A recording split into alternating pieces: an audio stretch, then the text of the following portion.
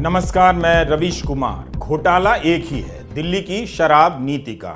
जिस south group के हवाले से कथित रूप से 100 करोड़ की रिश्वत देने के आरोप हैं और जिसमें अरविंद केजरीवाल को गिरफ्तार किया गया है, उस मामले में उनके पहले से यानी 15 मार्च को गिरफ्तार के कविता को 9 अप्रैल तक के लिए तिहाड़ जेल भेज दिया गया है। हैरानी की बात यह है कि आज कोर्ट में ईडी ने कहा कि उन्हें अब और हिरासत में लेकर पूछताछ की जरूरत नहीं है। कविता के वकील इस आधार पर जमानत मांग रहे थे कि उनके बेटे की बोर्ड परीक्षा है। के कविता ने कोर्ट जाने के समय कहा कि यह मामला मनी लॉन्ड्रिंग का नहीं, पॉलिटिकल लॉन्ड्रिंग का है।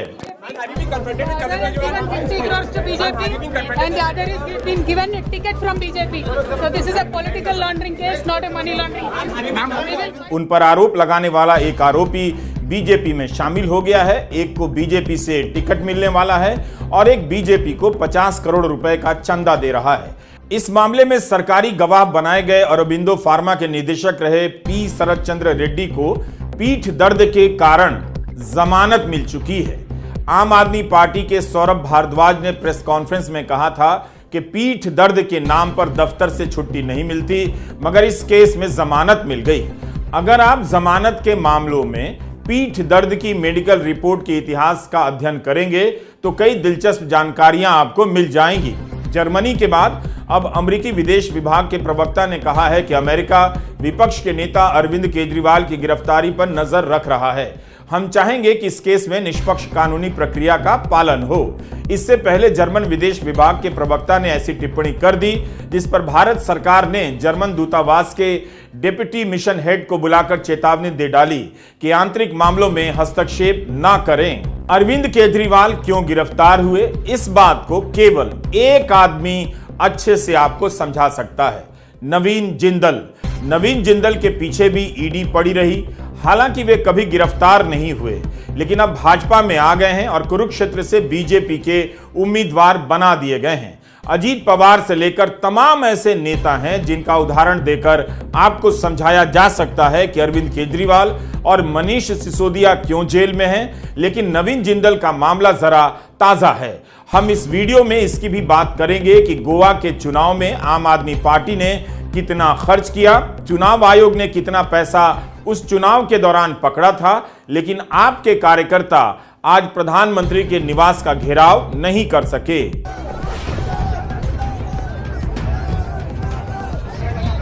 आम आदमी पार्टी के कार्यकर्ताओं का आज ये हाल किया गया। बड़ी संख्या में कार्यकर्ताओं को पकड़कर पुलिस ले गई और इन्हें प्रधानमंत्री निवास तक पहुंचने नहीं दिया गया। भयभीत कर देने वाले इस समय में आपके कार्यकर्ता सड़क पर उतरकर विरोध किए जा रहे हैं। पुलिस बस में भरकर ले जा रही है, तब भी नारे लगा रहे हैं। ईडी के द्वारा अपने नेता की गिरफ्तारी पर ऐसा प्रदर्शन किसी भी दल के कार्यकर्ता ने नहीं किया। आम आदमी पार्टी ने आज प्रधानमंत्री के निवास का घेराव करने का ऐलान किया था।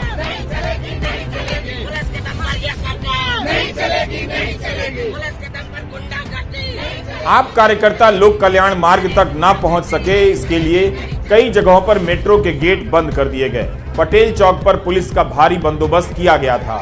दिल्ली ट्रैफिक पुलिस ने एडवाइजरी जारी कर तुगलक रोड, सफदरजंग रोड और कमाल अतातुर्क मार्ग पर किसी भी गाड़ी के रुकने या पार्क करने पर रोक लगा दी। इन सभी मार्गों का संबंध उस लोक कल्याण मार्ग से है जहां पर आम आदमी पार्टी का प्रदर्शन होना था। बीजेपी ने केजरीवाल के इस्तीफे की मांग की है और इस लाइन पर गोदी मीडिया में बहस जारी है, लेकिन गोदी मीडिया में नवीन जिंदल को लेकर बीजेपी से कोई सवाल पूछा जा रहा है या नहीं, ईडी के राजनीतिक इस्तेमाल को लेकर कोई बहस हो रही है या नहीं, आप इसका जवाब जानते हैं।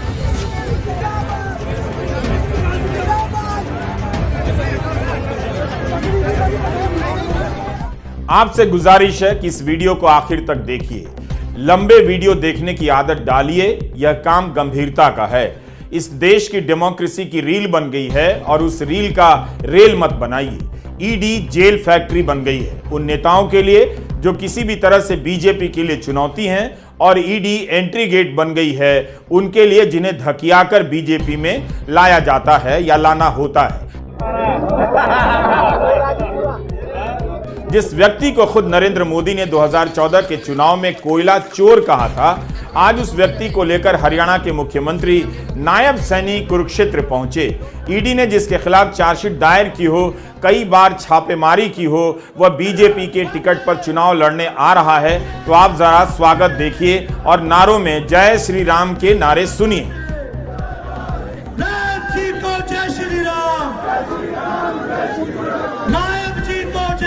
मुख्यमंत्री नायब सैनी कुछ दिन पहले तक इसी कुरुक्षेत्र से सांसद थे, अब मुख्यमंत्री हैं, सीट खाली हुई है तो कांग्रेस से नवीन जिंदल को लाया गया है। 10 साल से नरेंद्र मोदी का बीजेपी और देश की राजनीति में जलवा है, मगर इस 10 साल में इस पार्टी के पास अपना कोई उम्मीदवार नहीं।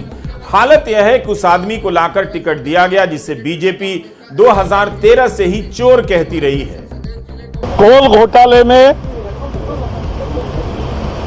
एक कांग्रेस सांसद नवीन जिंदल और कांग्रेस के पूर्व मंत्री दसरी नारायण राव के ऊपर एफआईआर दर्ज होने से एक बात फिर साबित हो गई है कि कांग्रेस ने कोयला घोटाले में जमकर देश को लूटा है, और इसलिए कोयला घोटाले की निष्पक्ष जांच की लगातार जो हम मांग कर रहे थे, लेकिन ये आज जो छापे पड़े हैं वो सीबीआई जांच के आदेश पिछले फरवरी में दिए गए थे हमारी शिकायत पर, उसके बाद 15 महीने के बाद पड़े हैं।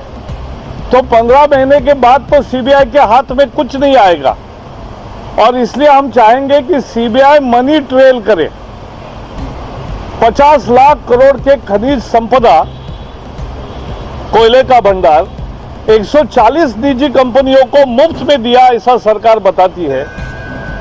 और इसलिए हम मांग करते हैं कि उसका मनी ट्रेल जब तक नहीं होता कि भ्रष्टाचार के रूप में कितना पैसा किसने किसको दिया और वो पैसा कहां छुपाया है, तब तक ये घोटाले का सही सच बाहर नहीं आएगा।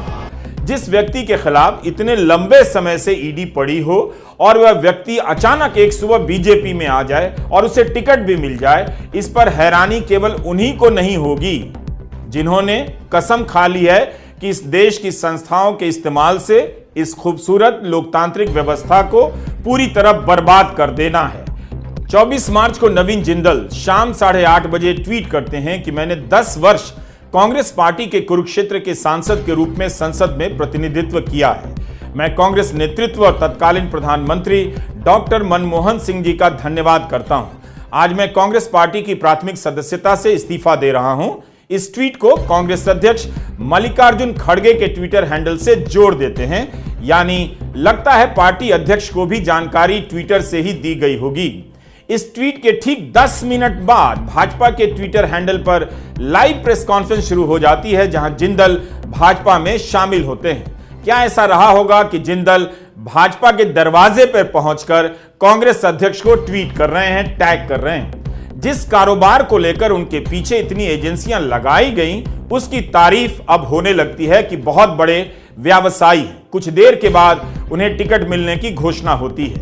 रात 12 बजे से पहले ही टीवी चैनलों पर नवीन जिंदल की बाइट चलने लग जाती है कि टिकट मिल गया है और मैं धन्यवाद करता हूं। अगले दिन जिंदल ने हरियाणा के मुख्यमंत्री नायब सिंह सैनी और पूर्व मुख्यमंत्री मनोहर लाल खट्टर के साथ अपनी तस्वीरें पोस्ट कर दी।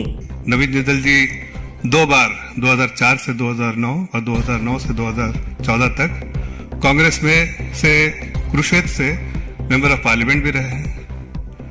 वो एक कांग्रेस पार्टी के सीनियर लीडर रहे और उनका जो है हरियाणा में एक वर्चस्व रहा है। साथ साथ वर्तमान में अभी कांग्रेस पार्टी के मेंबर होते हुए वो जिंदल पावर एंड स्टील के वो चेयरमैन भी हैं और जिंदल ग्लोबल यूनिवर्सिटी के चांसलर भी हैं। उनकी जो रुचि रही है वो एजुकेशन में और क्लाइमेट चेंज, इस तरह की चीज़ों में बहुत रुचि रही है। और साथ साथ देश उनको इस बात के लिए भी याद करता है कि जो हम तिरंगा फहराते हैं घर घर में, उसमें उनका भी बड़ा योगदान रहा है। और मुझे लगता है कि नवीन जिंदल जी जैसे व्यक्ति इस भारतीय जनता पार्टी की माननीय नरेंद्र मोदी जी के नेतृत्व में विकसित भारत वाले यात्रा में जुड़ना, एक ऐसी पर्सनैलिटी है जो इंडस्ट्रियलिस्ट भी है, जो इकोनॉमी में एक बड़ा रोल प्ले करती है, राजनीतिक नेता के नाते, सांसद के नाते डिफेंस की स्टैंडिंग कमेटी पे काम किया है, एक्सटर्नल सिविल एविएशन के इसमें काम किया है, स्पोर्ट्स में रुचि रखने वाले स्पोर्ट्स पर्सन के नाते भी उनकी अपनी पहचान है, एजुकेशनिस्ट के नाते पहचान है। और इसलिए ऐसे नवीन जिंदल जी का मैं बहुत बहुत स्वागत करता हूं भारतीय जनता पार्टी में। दूसरे दल करें तो समझ में आता है, मगर राष्ट्रवाद, धर्म, राम राज्य की राजनीति करने वाली पार्टी राजनीति की उन्हीं अनैतिकताओं और गंदगी को समेटकर ललाट पर लगा ले, इसे कैसे समझा जाए? बीजेपी ने ऐसा क्यों किया? क्या इसलिए कि जनता होश में नहीं है? उसने गलत को गले लगाने का संकल्प ले लिया है। गोदी मीडिया जनता को याद भी नहीं दिलाएगा। खबरों से ये सब सवाल गायब हो जाएंगे और आप कहते हैं कोई घोटाला नहीं हुआ। यही सबसे बड़ा घोटाला है कि जिस पर घोटाले का आरोप लगाया गया, जिस पर 2015 से 2022 तक ईडी छापे मारती रही, उससे चंदा भी लिया गया और उसे अपनी पार्टी में भी ले लिया गया और टिकट भी दे दिया गया। सितंबर में जारी किया गया यह विज्ञापन बीजेपी के ट्विटर हैंडल पर अभी भी है। कोयला घोटाले को लेकर बीजेपी 24 के चुनाव में वोटर को याद दिलाना चाहती है और उसी घोटाले के एक आरोपी नवीन जिंदल को अपनी पार्टी में ले आती है। इस तस्वीर को देखिए। कर्नाटक के जनार्दन रेड्डी अमित शाह से मुलाकात कर अपनी पार्टी का विलय बीजेपी में कर रहे हैं। जनार्दन रेड्डी पर सीबीआई के 9 मामले लंबित हैं। जिस व्यक्ति के खिलाफ 5 साल में अवैध खनन के इतने मामले दर्ज हों, उसे अमित शाह बीजेपी में क्यों ले रहे हैं? रेड्डी ने अपने बयान में कहा है कि वे अमित शाह को बाहर से समर्थन देना चाहते थे, लेकिन अमित शाह की इच्छा थी कि मर्जर किया जाए। जनार्दन रेड्डी के मामले का संबंध सीधे सीधे कोयला घोटाले और ईडी से नहीं है, लेकिन इस मामले में भी जांच एजेंसियों की विश्वसनीयता दांव पर है। बीजेपी विरोधी दल के नेताओं से कहती है जांच एजेंसियों पर भरोसा कीजिए और कोर्ट के आदेश का इंतजार, मगर बीजेपी खुद जांच एजेंसियों की कार्रवाई के बाद भी कई नेताओं को अपनी पार्टी और पाले में ले आती है। हरियाणा के मुख्यमंत्री एक तरफ नवीन जिंदल का बीजेपी में स्वागत कर रहे हैं और केजरीवाल से कह रहे हैं कोर्ट में साबित करें, अगर गलत नहीं किया है तो अदालत का सामना करें। इसका मतलब तो यही हुआ कि जेल में रहे। यही बात नवीन जिंदल और जनार्दन रेड्डी पर क्यों नहीं लागू हो सकती? आज नवीन जी को बहुत बहुत बधाई देता हूं और पूरे कार्यकर्ताओं को आज जो उत्साह देखने को मिला, मैं इसके आधार के ऊपर ये बात कह सकता हूं कि यहाँ से नवीन जिंदल जी बड़े मैंडेट के साथ जीत करके नरेंद्र मोदी जी को तीसरी बार प्रधानमंत्री बनाएंगे। हमारे एक हरियाणा के अंदर कहावत है कि हाथी के दांत खाने के और दिखाने के और, ये सेम कहावत ये आम आदमी पार्टी के ऊपर लागू होती है। और उन्होंने जिस प्रकार का मंच से खड़ा होकर के कहा कि हम कट्टर ईमानदार हैं, हमारी पार्टी कट्टर ईमानदार है, आज उसका चेहरा पूरे देश के सामने आया है। आज लोग देख रहे हैं कि जिस प्रकार से बैक पिछले दरवाजे से नीतियां बना करके उसका जो लोगों के संसाधनों के ऊपर किस प्रकार से उन्होंने उसका दोहन किया है, ये सारा का सारा दिखाई दे रहा है। और हमने तो पहले भी मैंने ये बात कही थी कि इसमें डरने की कोई बात नहीं है, कि अगर जो पैसा आया है वो तो बताना पड़ेगा कि कौन से रास्ते से आया है। अगर नहीं बता सकते तो फिर ईडी तो कार्रवाई करेगी, परंतु इस प्रकार की जो ईडी पहले भी कार्रवाई करती थी और आगे भी कार्रवाई कर रही है, कांग्रेस के समय में भी कार्रवाई करती थी। अगर कोई गलत काम करता है तो उसके खिलाफ अलग वो स्वतंत्र एजेंसी है, वो काम करती है उसके अंदर। क्योंकि ये लोग जिस प्रकार की बात थी, आप देख भी रहे हैं कि इन्होंने जो गाली भी देते थे और गले भी लगा रहे हैं, ये नीति हमें यहाँ दिखाई दी है। अगर आप लोग देखेंगे कि इनको लगातार गाली देने का काम भी केजरीवाल ने किया है और फिर गले लगाने का काम भी सबसे पहले आके आकर के ये केजरीवाल इस गठबंधन गठबंधन के साथ आया है। नवीन जिंदल का बीजेपी में शामिल होना किसी भी नेता का अपनी पार्टी से झोला लेकर बीजेपी में चले आना नहीं है। ठीक एक साल पहले रिपोर्टर्स कलेक्टिव ने एक रिपोर्ट की, आप ध्यान से सुनिए, पता चलेगा कि इन लोगों के तार कहां कहां जुड़े होते हैं। भारत का लोकतंत्र चाहे कांग्रेस के भीतर के ऐसे उम्मीदवार हो या बीजेपी के इन जैसों के हाथों खिलौना बनकर रह गया है। आप जनता 5 किलो फ्री अनाज पर खुश हुए जा रहे हैं, यहां इस तरह के खेल रचे जा रहे हैं। रिपोर्टर्स कलेक्टिव के पत्रकार श्री गिरिजेश जलिहल और कुमार संभव की मार्च 2023 की एक रिपोर्ट है जिसकी याद दिलाना चाहता हूं। यह रिपोर्ट अल जजीरा की वेबसाइट पर छपी है। इस रिपोर्ट में बताया गया है कि 2014 में सुप्रीम कोर्ट ने 204 कोयला खदानों को निरस्त कर दिया। इसमें जिंदल समूह के 9 ब्लॉक में माइनिंग करने का जो ठेका मिला था वो निरस्त कर दिया गया। लाइसेंस क्यों रद्द हुआ? क्योंकि राज्य सरकार की कंपनियों को खदान मिलता था, वो कंपनियां प्राइवेट कंपनियों को गुप्त रूप से ठेके पर दे देती थीं और मुनाफा सरकार को नहीं प्राइवेट कंपनियों को हो जाता था। मतलब यही आरोप हुआ कि ये कंपनियां राज्य सरकारों को चूना लगाने में उसी के साथ मिलकर खेल खेल रही थीं। इस रिपोर्ट में एक और रहस्यमयी चीज मिलती है। जिंदल के खदान का लाइसेंस तो रद्द हो गया, मगर 2008 में अदानी समूह को मिले ऐसे ही कॉन्ट्रैक्ट को रद्द नहीं किया जाता है। अदानी समूह के लिए मोदी सरकार नियमों में एक अपवाद के सहारे छूट देती है और अदानी समूह कोयला निकालता रहता है। रिपोर्टर्स कलेक्टिव ने कई दस्तावेज खंगाले हैं, उन्हें इस सवाल का जवाब नहीं मिला कि सरकार ने अकेले अदानी समूह के लिए यह छूट क्यों दी है, जबकि 2014 के चुनाव में नरेंद्र मोदी का वादा था कि सरकार में आते ही सारे खदानों की फिर से नीलामी की जाएगी और सब कुछ पारदर्शी तरीके से होगा। लेकिन इस रिपोर्ट में दिखाया गया है कि नई सरकार में भी निजी कंपनियों को कॉम्पिटिटिव बिडिंग की प्रक्रिया से छूट मिलती रही, यानी टेंडर में कोई दूसरी कंपनी ना हो इसका किसी प्रकार से इंतजाम कर दिया जाता होगा ताकि पसंद की कंपनी को ठेका मिल जाए। ऐसे राजनीतिक आरोप भी लगे हैं। अब आपको समझ में आया, जिसे कोयला चोर कहा वो आज बीजेपी में क्यों है और उसे भी बीजेपी में होने से दिक्कत क्यों नहीं है। क्योंकि यह मामला राजनीति और जनता की सेवा का नहीं है, पैसे और धंधे का है। अगर अरविंद केजरीवाल नवीन जिंदल की तरह अपनी पार्टी का विलय बीजेपी में कर देते या अपनी पार्टी छोड़कर खुद बीजेपी में चले जाते तो आज ईडी उन्हें जेल नहीं भेजती। अगर ईडी की कार्रवाई को बीजेपी इतना ही विश्वसनीय और पवित्र मानती है तो उसे बताना चाहिए कि ईडी की कार्रवाई और चार्जशीट का सामना कर रहे नवीन जिंदल को उसने अपनी पार्टी में क्यों लिया, टिकट क्यों दिया। क्या इसके लिए ईडी को माफी नहीं मांगनी चाहिए? क्या इसके लिए बीजेपी को माफी नहीं मांगनी चाहिए? केजरीवाल की गिरफ्तारी और नवीन जिंदल के बीजेपी में स्वागत के बीच कोई 10 साल का अंतर नहीं है। जनता भूल जाए ऐसा भी नहीं है। 21 मार्च को केजरीवाल गिरफ्तार होते हैं और 3 दिनों के बाद 24 मार्च को नवीन जिंदल बीजेपी में चले आते हैं। यह है ईडी का कमाल।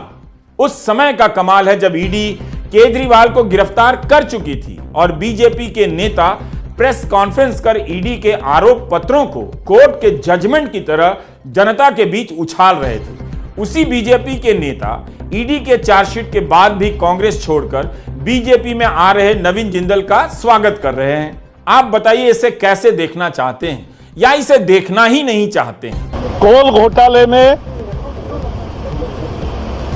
एक कांग्रेस सांसद नवीन जिंदल और कांग्रेस के पूर्व मंत्री दसरी नारायण राव के ऊपर एफआईआर दर्ज होने से एक बात फिर साबित हो गई है कि कांग्रेस ने कोयला घोटाले में जमकर देश को लूटा है। अरविंद केजरीवाल के साथ मिलकर किस प्रकार की कंस्पिरेसी हुई। एक स्टेटमेंट है 25 अप्रैल 2023 का शरद रेड्डी का, जिन्होंने कहा कि मैं क्योंकि दिल्ली में इन्वेस्टमेंट कर रहा था, मेरी इच्छा थी कि मैं अरविंद केजरीवाल और मनीष सिसोदिया से स्वयं मिलूं। विजय नायर के माध्यम से यह मुलाकात सुनिश्चित की गई। कैसे मुलाकात हुई? काली रंग की एसयूवी से उठाकर कैसे एक सरकारी बंगले में लिया गया, जहां पर अरविंद केजरीवाल इनसे मिले, इसका भी विवरण है। 10 साल के अंतर में यह नौटंकी हो रही है। ईडी के मामले में कोई बरी नहीं हुआ है, मगर एक जेल में है और एक बीजेपी में। 11 साल पहले इसी बीजेपी ने नवीन जिंदल के घर के बाहर प्रदर्शन किया था। तब वे कोयला घोटालों के आरोपी थे। उनकी गिरफ्तारी की मांग बीजेपी कर रही थी। आज वही बीजेपी के कार्यकर्ता उसी नवीन जिंदल को लेकर कुरुक्षेत्र में घूम रहे हैं और उनके लिए वोट मांग रहे हैं। मध्य प्रदेश, छत्तीसगढ़ और राजस्थान विधानसभा चुनावों के समय से ही यह थ्योरी चलाई जाने लगी कि बीजेपी को 400 सीटें आ रही हैं। इस तरह से मीडिया राग अलापने लगा जैसे चुनाव आयोग ने रिजल्ट तैयार कर लिया है, बस छापने की नौटंकी बाकी है। गोदी मीडिया पूरे चुनाव को ड्रामा बना देता है और आप तमाशा समझकर टीवी पर देखने लग जाते हैं। मतलब और कितने हजार तरीके से आपको समझाया जाए कि गोदी मीडिया भारत के लोकतंत्र का गला रेत रहा है। आप टीवी देखना बंद कर दीजिए। अगर आप गोदी मीडिया नहीं देखेंगे तो आपका क्या बिगड़ जाएगा? क्या इतना जरूरी है झूठ और फ्रॉड देखना? यह कैसे संभव है और इसे किस तरह से समझाया जाए कि कोयला घोटाले से जुड़े एक मामले में 2018 में ईडी नवीन जिंदल और 14 अन्य के खिलाफ चार्जशीट दायर करती है, वो अब बीजेपी में हैं। अमरकोंडा मुर्गा दंगल में कोल ब्लॉक के आवंटन का मामला था। नवीन जिंदल को मनी लॉन्ड्रिंग का आरोपी बनाया जाता है। ईडी की ओर से कहा गया, जिंदल स्टील ने मुख्यमंत्री मधु कोड़ा के साथ मिलकर कोल आवंटन की स्क्रीनिंग कमेटी पर प्रभाव डाला। 2 करोड़ की रिश्वत देने का आरोप लगा। इस केस में दिल्ली की विशेष अदालत ने अक्टूबर 2018 में नवीन जिंदल को जमानत दे दी। बाद में ट्रायल हुई और जुलाई 2019 में आरोप तय हो गए। धोखाधड़ी और आपराधिक साजिश का आरोप लगा। इसके अलावा अप्रैल 2022 में विदेशी मुद्रा के एक मामले में नवीन जिंदल के घर पर, दफ्तर पर ईडी के छापे पड़े। रेड पड़ने के बाद इलेक्टोरल बॉन्ड स्कीम के तहत बीजेडी को 100 करोड़ का चंदा भी देते हैं। कांग्रेस से 2 बार सांसद रहे, उसे भी 20 करोड़ का चंदा देते हैं। 1.5 साल बाद नवंबर 2023 में नवीन जिंदल बीजेपी को 3 करोड़ रुपए का चंदा देते हैं और बीजेपी पैसे ले लेती है। जिंदल समूह की कंपनियों ने 2019 से भाजपा को कुल 72.5 करोड़ रुपए का चंदा दिया है। नवीन जिंदल 2 बार कांग्रेस के टिकट पर सांसद रहे। 2014 के चुनाव में तीसरे नंबर पर आ गए। 2019 में कांग्रेस ने उन्हें टिकट नहीं दिया, मगर कांग्रेस में रहे। इस बार भी कांग्रेस ने उन्हें टिकट नहीं दिया तो बीजेपी में चले गए।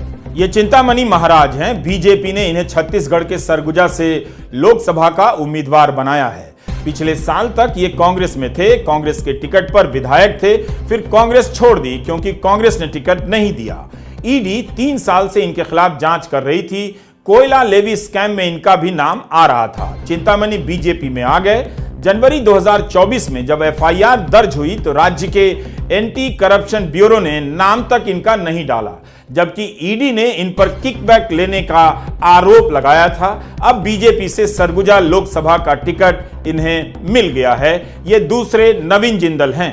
एक उदाहरण नहीं है, महाराष्ट्र में तो ईडी की जांच का सामना कर रहे कितने ही नेता बीजेपी में आ गए। अजीत पवार सबसे बड़े उदाहरण हैं, जो बीजेपी शिवसेना शिंदे की सरकार में उप मुख्यमंत्री हैं। प्रधानमंत्री मोदी ने खुद अजीत पवार का नाम 70,000 करोड़ के घोटाले में लिया था। महाराष्ट्र कोऑपरेटिव बैंक घोटाला, सिंचाई घोटाला और अवैध खनन घोटाला। महाराष्ट्र कोऑपरेटिव बैंक घोटाले में एक चीनी मिल की संपत्ति जब्त हुई, जिसका संबंध अजीत पवार और उनकी पत्नी से बताया गया। लेकिन जब अप्रैल 2023 में ईडी ने चार्जशीट दायर की तब उसमें अजीत पवार से जुड़ी कंपनी का नाम आता है, लेकिन अजीत पवार का नाम नहीं आता है। न ही बताया जाता है कि मामले का अंतिम लाभार्थी कौन है। इसके कुछ महीने बाद जुलाई 2023 में अजीत पवार बीजेपी के साथ आ गए, शिवसेना शिंदे और बीजेपी सरकार में उप मुख्यमंत्री बन गए। वो चीनी मिल भी चल रही है, ऐसा बताया गया है। आज भी यह देवेंद्र फडणवीस के ट्विटर हैंडल पर मौजूद है। मराठी अखबार का यह हिस्सा उन्होंने ट्वीट किया था, जिसमें अजीत पवार के दोषी पाए जाने का समाचार छपा था। आजकल अजीत पवार बीजेपी के साथ पाए जाते हैं। अब आते हैं आम आदमी पार्टी पर। ईडी का आरोप है कि शराब नीति के बदले अरविंद केजरीवाल और आम आदमी पार्टी ने कथित रूप से 100 करोड़ लिए। इसका बड़ा हिस्सा 2022 के गोवा विधानसभा चुनाव में खर्च हुआ। इसे लेकर मीडिया में तरह तरह की खबरें छपी हैं। फरवरी 2023 के times of India, India today, Indian express में खबरें छपी हैं कि आम आदमी पार्टी के नेता विजय नायर ने कथित रूप से 100 करोड़ लिए और उसका कुछ हिस्सा 2022 के गोवा चुनाव में खर्च किया गया। उस समय कई अखबारों में यही छपा कि आम आदमी पार्टी ने गोवा चुनाव में वॉलंटियर को देने के लिए 70 लाख रुपए खर्च किए। ये 70 लाख उसी 100 करोड़ की रिश्वत का हिस्सा था। यह पैसा साउथ ग्रुप ने दिया, जिसमें बीआरएस की के कविता, आंध्र प्रदेश के मुख्यमंत्री जगन रेड्डी की पार्टी वाईएसआरसीपी के सांसद मागुंता श्रीनिवासुलु रेड्डी और अरबिंदो फार्मा के निदेशक पी शरद चंद्र रेड्डी शामिल थे। पी शरद चंद्र रेड्डी सरकारी गवाह बन चुके हैं और गवाह बनने के बाद अरबिंदो फार्मा ने बीजेपी को 50 करोड़ का चंदा दिया है, बीजेपी ने ले लिया है। क्या आपको अब भी नहीं दिख रहा कि वाईएसआर कांग्रेस के सांसद मागुंता रेड्डी का बेटा इस मामले में जेल गया था? वो अब सरकारी गवाह बन गया है और ये सांसद जी अपनी पार्टी छोड़कर टीडीपी में आ गए हैं। आंध्र प्रदेश में टीडीपी का बीजेपी के साथ गठबंधन हुआ है। ईडी का छापा पड़ा है तो सीधे बीजेपी में या बीजेपी के सहयोगी दल में चले जाइए, बच जाइएगा। जेल से बचने का सबसे सुरक्षित रास्ता, मतलब आपको और किस तरह का प्रमाण दिया जाए? क्या इस तरह से चुनावी राजनीति की गोटियां सेट की जा रही हैं और 400 पार का दावा किया जा रहा है? हमारा फोकस इस बात पर है कि फरवरी 2023 में खबरें छप रही थीं कि गोवा चुनाव में आम आदमी पार्टी ने 70 लाख रुपए अपने वॉलंटियर को दिए। यह पैसा शराब नीति के बदले ली गई रिश्वत से आया था। अब 21 मार्च को अरविंद केजरीवाल की गिरफ्तारी होती है। उसके आसपास की छपी खबरों को देखिए, इसमें 70 लाख गायब हो जाता है। अब इसकी जगह 45 करोड़ छपने लगा है। ईडी ने दावा किया है कि हवाला रूट से गोवा चुनाव का पैसा आया और खर्च किया गया। अब आते हैं चुनाव आयोग के आंकड़ों पर। चुनाव आयोग का डेटा बताता है कि गोवा के चुनाव में सबसे अधिक पैसा तृणमूल कांग्रेस ने खर्च किया, 47 करोड़। उसके बाद बीजेपी 17 करोड़ खर्च करती है। कांग्रेस तीसरे नंबर पर 12 करोड़ रुपए खर्च करती है। आम आदमी पार्टी ने करीब 4 करोड़ रुपए खर्च किए। इन चारों में सबसे कम खर्च करती है आम आदमी पार्टी। उस पर हवाला के जरिए 45 करोड़ रुपए खर्च करने के आरोप लगा दिए जाते हैं। आम आदमी पार्टी के गोवा अध्यक्ष अमित पालेकर ने हाल ही में कहा है कि पार्टी ने गोवा में चुनाव अपने दम पर लड़ा। आपके 39 उम्मीदवारों में से मात्र 2 ही जीत सके थे। जब भी चुनाव होते हैं, एयरपोर्ट से लेकर सारे रास्तों की नाकेबंदी कर दी जाती है। चप्पे चप्पे पर तलाशियां होती हैं। राजस्व विभाग के अफसर भी उतार दिए जाते हैं ताकि कहीं से भी पैसा किसी भी रास्ते से चुनाव में ना आए। ईडी कहती है कि 45 करोड़ रुपए का इस्तेमाल गोवा के चुनाव में आम आदमी पार्टी ने हवाला के जरिए किया। क्या यह चुनाव आयोग की व्यवस्था पर गंभीर सवाल नहीं है? आखिर एक पार्टी इतना पैसा हवाला के जरिए किस तरह से वहां ला सकती है और खर्च कर सकती है? चुनाव आयोग वहां क्या कर रहा था? चुनाव आयोग ने तो यही कहा है कि गोवा चुनाव के दौरान कुल करीब 13.25 करोड़ की जब्ती हुई, जिसमें कैश भी है, शराब भी है, नशीले पदार्थ भी हैं और फ्रीबीज भी हैं। कुल 13 करोड़। क्या चुनाव आयोग ने कभी कहा कि इन 13 करोड़ में से किसी भी प्रकार का पैसा हवाला के जरिए आया है? क्या चुनाव आयोग को जानकारी थी कि उस चुनाव में हवाला के जरिए पैसा घूम रहा था, या चुनाव के बहुत बाद ईडी को पता चलता है? क्या चुनाव आयोग ने कभी किसी स्तर पर शिकायत की हो कि यह पैसा हवाला का था? 16 मार्च को जब मुख्य चुनाव आयुक्त प्रेस कॉन्फ्रेंस कर रहे थे लोकसभा चुनाव के कार्यक्रमों को लेकर, तब पत्रकारों ने भी पूछा था कि केवल यही बताया जाता है कि पैसा जब्त होता है, मगर उसके बाद क्या कार्रवाई होती है कभी चुनाव आयोग की तरफ से नहीं बताया जाता है। मुख्य चुनाव आयुक्त ने एक बार भी नहीं कहा कि हवाला का रैकेट होता है, इसलिए पता करने में ज्यादा समय लग जाता है। Sir, every election you are getting new experience regarding the control of money power. How are you going to control the money power? For example, last election 2019, at Vellore constituency, the candidate Kadir Anand from his place, crores and crores of rupees money has been recovered from him.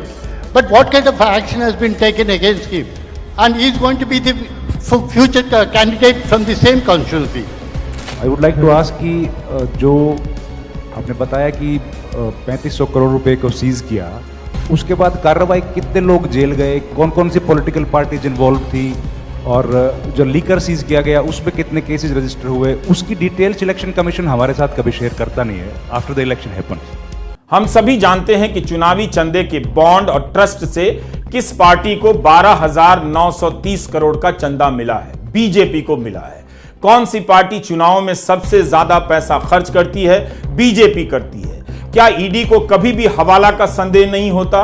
क्या यह बात किसी को समझ आती है कि जिस नवीन जिंदल के खिलाफ ईडी कार्रवाई करती हो, वही नवीन जिंदल बीजेपी में शामिल होकर लोकसभा का टिकट कैसे पा जाते हैं? साफ दिख रहा है कि ईडी का दुरुपयोग सारी सीमाओं को पार करता जा रहा है। इसके छापे से 3 बातें नजर आने लगी हैं। हम सब ने देखा कि छापे के बाद कंपनियों ने कई 100 करोड़ का चंदा बीजेपी को दे दिया। फिर चार्जशीट या छापे के बाद कई नेता अपनी पार्टी को छोड़कर और तोड़कर बीजेपी में आ गए। तीसरी बात यह नजर आती है कि जो भी इन दोनों काम से मना करता है, केजरीवाल की तरह जेल में डाल दिया जाता है। अजीत पवार को गिरफ्तार नहीं किया गया, लेकिन अरविंद केजरीवाल और हेमंत सोरेन को जेल भेज दिया गया। नवीन जिंदल बीजेपी में आ जाते हैं। उनका आना बता रहा है कि ईडी से डरने की जरूरत नहीं है, बस ईडी के छापे के बाद तुरंत बीजेपी में आ जाने की जरूरत है। इसमें देर होगी तो जेल हो जाएगी। नमस्कार, मैं रवीश कुमार।